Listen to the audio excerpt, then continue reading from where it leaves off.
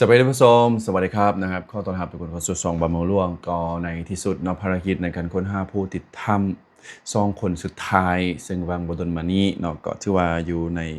ช่วงเวลาที่จะต้องได้มีการพักแล้วนั่นนะทุกคนเนื่องจากว่าทางกู้ภัยของประเทศไทยโดยเฉพาะทีมทางกู้ภัยไทยนี่เพิ่นบอกว่าถือว่ามีการพบอุปสรรคหลายๆอย่างเนาะฉะนั้นจึงเฮ็ดให้ภารกิจในการค้นพบ ผู้ที่ว่าติดถ้ำอีกช่องทางนั้นก็คือบ่สามารถไปต่อได้แต่เพิ่นก็ยังมีการส่งแผนแล้วก็วิธีการต่างๆนั้นมอบให้ต่อกับทางกู้ภัยของประเทศลาวนั่นเองเนาะซึ่งว่าเป็นข่าวที่ค่อนข้างเศร้าใจนะบ่ว่าจะเป็นทางผู้ที่รอท่าอ่าผู้ที่เป็นสามีกลับบ้านเท่าจะทางกู้ภัยที่ว่าบ่สามารถที่จะเฮ็ดได้ตามแผนที่มันสำเร็จ ซึ่งว่ามันก็มีอุปสรรคหลายๆอย่างเนาะที่มีความเสี่ยงแล้วก็อันตรายต่อกู้ภัยซึ่งว่าถ้าได้ที่ว่าได้มีติดตามรับชมข่าวโดยดีตลอดมานั้นจะเห็นเลยว่าในช่วงระยะที่หลังจากที่มีการได้เกิดว่าค้นพบผู้ประสบภัย5ทานแล้วหลังจากนั้นต่อมาอีก2ทานนี้ล้วนแล้วแต่พบอุปสรรคหลายๆอย่างเลยบ่ว่าจะเป็นฝนตกหรือว่าดินถล่มดินเจือนปิดปากถ้ำอันนี้ล้วนแต่เป็นเหตุการณ์ที่แบบมันบ่คาดคิดแล้วก็เป็นเหตุการณ์ที่เป็นอุปสรรคต่อกับนักกู้ภัยแล้วก็เสี่ยงอันตรายอีกด้วยเนาะอีกอย่างหนึ่งก็เว้าเรื่องบรรดาสุขภาพของกู้ภัยเนาะที่ว่าเพิ่นได้มีการมาซุ่มทุกสติปัญญาแล้วก็ทุกความสามารถเนาะเพื่อกอบกู้เอาผู้ที่ติดถ้ำนั้นนับตั้งแต่วันที่20เนาะเป็นวันตั้งแต่วันที่20เป็นต้นมาณปัจจุบันนี้ก็เฉลี่ยได้อยู่ประมาณ13หรือ14วันแล้วซึ่งมันเป็นระยะที่ค่อนข้างดนนานอยู่พอสมควรฉะนั้นแน่นอนเนาะคนเฮาบ่เป็นหุ่นยนต์เนาะบ่เรื่องทางกายนี่ก็ถือว่าสุดแล้วแต่จะอ่อนล้าอ่อนแรงเนาะแล้วก็อีกอย่างหนึ่งก็เป็นห่วงด้านสุขภาพของกู้ภัยเมื่อสุภสุคนเนาะบ่ว่าจะเป็นทางฝั่งไทยแล้วก็ฝั่งลาวซึ่งก็ได้มีการโพสต์ข้อความเนาะลงทางเฟซบุ๊กนั่นเองโดยเฉพาะก็แม่นทางพี่ปอนนะครับก็เป็นไอดอลนะครับของหลายๆคนแล้วก็เป็นอินฟลูเอนเซอร์ที่เป็นคนรู้จักหลายก็ได้มีการโพสต์รูปอ่าที่ว่าเป็นการ โพสต์ด้วยความที่ที่เศร้าใจแล้วก็เห็นอกเห็นใจที่สุดต่อกับผู้ที่เป็นภรรยาเนาะที่ว่าได้มีลูกน้อยแต่ละมื้อที่ว่าจะได้มีการอุ้มเอาลูกน้อยนั้นเนาะข้ามผูเป็นหน่วยนะทุกคนเนาะเพื่อไปรอท่าผู้เป็นสามีอยู่ที่ปากถ้ำเนาะซึ่งเป็นสิ่งที่เราเบิ่งแล้วก็รู้สึกอ่าเศร้าแล้วก็รู้สึกถึงความสงสารเนาะของสองแม่ลูกนี้ ฉะนั้นเนาะทานปอนก็ได้มีการโพสต์ลงที่เพจ Facebook ส่วนตัวของตัวเองได้บอกว่าได้เห็นรูปภาพนี้แล้วเนาะเมียที่พาลูกน้อยมานั่งเฝ้านะครับสามีของตนที่ติดอยู่ในถ้ำแม่งจุกในอกนะครับไม่รู้จะตอบเขาแบบไหนเลยนะฮะในวันพรุ่งนี้ในเบื้องต้นนะครับผมจะมอบเงินช่วยครอบครัวนี้ในเบื้องต้น 30,000 บาทไทยและผมจะพยายามหาช่วยให้เพิ่มเติมครับที่สุดนะครับสุดความสามารถของพวกผมนะฮะก็มีการมอบนะครับเป็นส่วนตัวให้กับเยียวยาเหมือนกับให้เป็นกำลังใจนะครับอ่าแก่ผู้ที่เป็นภรรยานะฮะก็เป็นคนที่ไปรอผัวนะครับที่ถ้ำทุกวันเลยนะครับแต่ก็นะก็เป็นข่าวที่เศร้าใจมากๆนะครับแต่ยังไงก็เป็นการตัดสินใจนะครับของทางกู้ภัยไทยที่มองเห็นแล้วว่ามัน มีความเสี่ยงมากๆนะครับอีกอย่างพวกเขาก็สละเวลานะครับมาที่ประเทศลาวนะครับผมเพื่อมาช่วยเหลือนะฮะแล้วก็ยังมีอีกโพสต์หนึ่งนะครับที่ได้มีการโพสต์บอกว่าวันนี้นะครับร่างกายของพวกเราทุกคนอ่อนล้าเหลือเกินนะครับความเหนื่อยสะสมจากหลายวันที่ผ่านมาเริ่มแสดงออกชัดเจนทั้งร่างกายและแรงใจแทบจะเหลือไม่มากแล้วนะครับทุกคนต่างคิดถึงบ้านคิดถึงครอบครัวและอยากกลับไปพัก ในอ้อมกอดของคนรักนะครับแต่ลึกๆในใจพวกเรายังมีความหวังเหลืออยู่เสมอนะครับหากวันนี้เราได้เจอพวกเขานั่นคงเป็นของขวัญที่มีค่าที่สุดสำหรับทุกหัวใจที่ทุ่มเทตลอด13วันนะครับขอให้วันนี้เป็นวันแห่งความหวังและการได้กลับบ้านของทุกคนซึ่งล้วนแล้วแต่เป็นโพสต์ที่ว่าทางกู้ภัยไทยก็เพิ่นก็เต็มที่ที่สุดเนาะหลายๆคนก็เข้าใจหลายๆคนก็เข้าใจโดยเฉพาะคนลาวเองก็เข้าใจ เพราะว่าติดตามเบิ่งภารกิจที่ผ่านมานั้นถือว่าสุดที่จะหนักแล้วก็ทรหดอยู่พอสมควรเนาะบ่ว่าจะเป็นเส้นทางที่คับแคบ ต้องเผชิญกับน้ำที่เอืองที่ว่าเอือล้นตลอดแล้วก็ดินถล่มดินเจือนแม้กระถ้าเป็นตัวของเองนะถ้าอยู่ในสถานการณ์แบบนั้นแน่นอนทุกคนคือทุกคนก็ต้องคิดถึงชีวิตของตัวเองก่อนเนาะแล้วก็ว่าความปลอดภัยก่อนการที่เราเข้าไปช่วยผู้ที่ประสบภัยน่ะเป็นล้วนแต่เป็นจุดประสงค์และเป้าหมายทุกคนตรงกันอยากให้เกิดขึ้นแหละแต่ว่าเมื่อ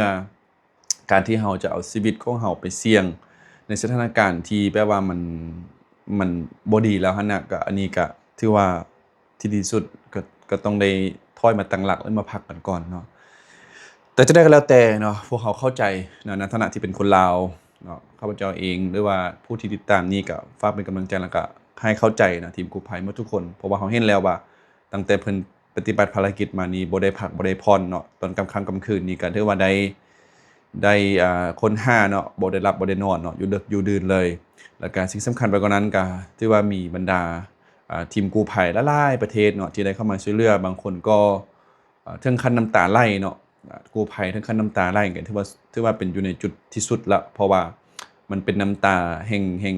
ห่งความที่ว่าเลื่อมอกเลื่อใจเนาะที่ตัวเองบ่สามารถที่จะช่วยเหลือ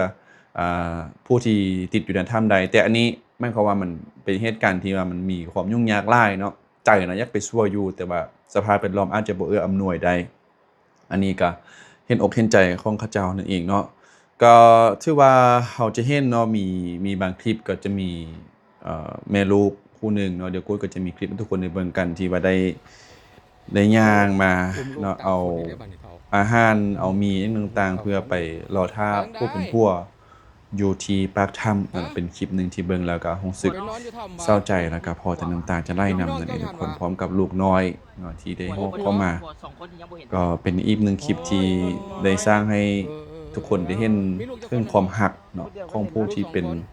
เมียเนาะที่มีความหวังของคอยหวังว่ามื้อหนึ่งเนาะผู้ที่เป็นสามีจะกลับคืนมาถึงแม้ว่าวันนี้อาจจะความหวังนั้นอาจจะค่อยๆดิบดีลงแต่ก็ยังคงมีความหวังและก็ปฏิหาริย์เสมอเนาะสำหรับตัวของเราแล้วก็ทางกู้ภัยเองเพิ่นก็ได้มีการระดมเนาะถึงบางส่วนในการช่วยเหลือเป็นการให้กำลังใจแล้วก็เป็นการช่วยเหลือครอบครัวผู้ที่ยังบ่ทันได้ออกมาโดยเฉพาะก็เป็นช่องทางนั่นเองเนาะซึ่งเป็นว่าในมื้อนี้เนาะบรรดาทีมกู้ภัยอาจจะได้กลับบ้านกลับประเทศไปแล้วเนาะแต่ยังก็แล้วแต่แผนงานต่างๆเพิ่นก็ยังคงมอบให้กับทางหน่วยงานลาวเฮาสืบต่อเนาะเพื่อค้นหา2คนนั้นเนาะเพื่อว่าจะมีปาฏิหาริย์เนาะกลับคืนมาแต่เบิ่งแล้วเนาะคือเราจะเห็นหลายๆคลิปที่เพิ่นได้มีการถ่ายคลิปถ่ายหยังลงนั้นให้เห็นว่าอุปสรรคนี่มีมานานตลอดเลยนะทุกคนเนาะนี่แหละนะก็ถือว่าถึงแล้วก็แล้วแต่ภารกิจนี้เป็นภารกิจที่จะอยู่ในความทรงจำแล้วก็จดจำให้คนลาวเฮาตลอดไปว่าเหตุการณ์หนึ่งครั้งหนึ่งนะกู้ภัยจากประเทศไทยก็ได้มีการยอมเสียสละเนาะทั้งเวลาทั้งญาติเฮือแล้วก็ทางสติปัญญาทุกๆอย่างเข้ามาช่วยเหลือให้แก่ผู้ที่ประสบภัยที่ฝั่งลาวเหตุการณ์นี้เนาะบ่ควรที่จะลืมฉะนั้นก่อนจะจบคลิปนี้ไปนะกูเองก็มีบทเพลงหนึ่งเนาะที่ข้อมอบให้กับกู้ภัยหมดทุกคนก็แล้วกันเนาะแล้วก็เหตุการณ์นี้หลังจากที่ว่าจบเพลงนั้นไปกูเองก็ต้องขอลาไปก่อนเนาะพบกันได้ทุกๆคนถ้าว่ามีคลิปยังที่อัปเดตกูเองก็จะฝากทุกๆคนติดตามไว้แล้วกันเนาะสำหรับคลิปนี้ขอลาไปก่อนขอขอบใจทุกคนที่แวะเข้ามารับชมแล้วก็ฝากคอมเมนต์กันเข้ามาด้วยนะครับเป็นกำลังใจให้ทุกหน่วยงานนะครับขอลาไปก่อนครับสวัสดีครับ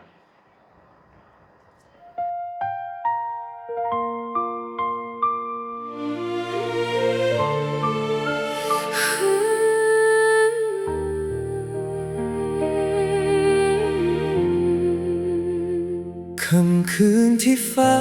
ว่ามีแสงดาวมีคนหลายคนยังเฝ้ารอในความมืดของถ้ำลึกยังมีหัวใจที่บอกว่าอย่ายอมแพ้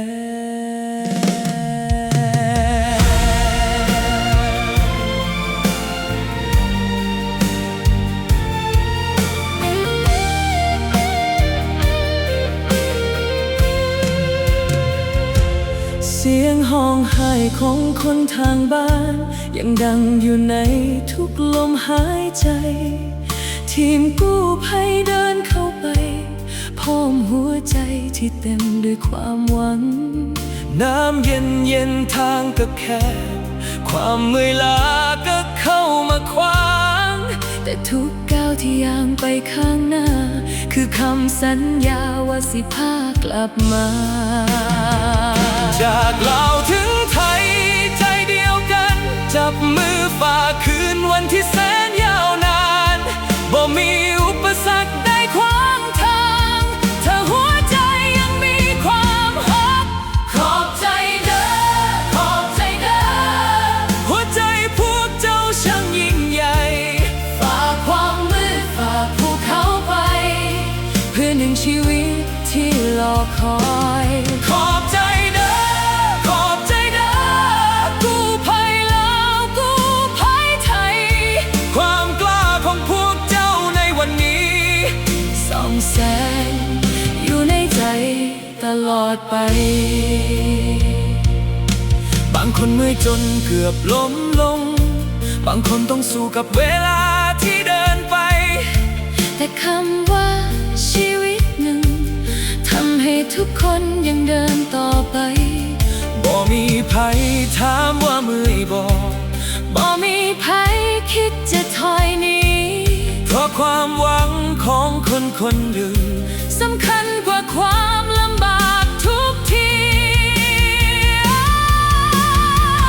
โอ้โลกได้เห็นแล้ววันนี้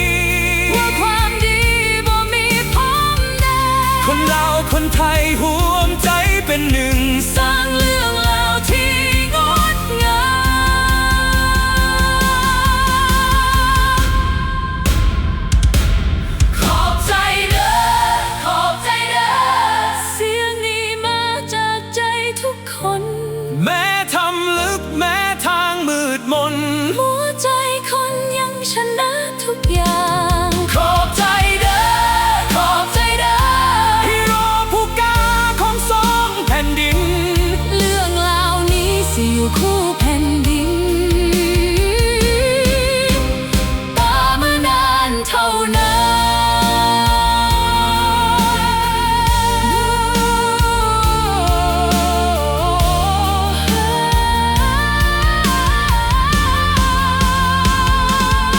นเมื่อความหักนำทางความหวังก็เกิดขึ้นใหม่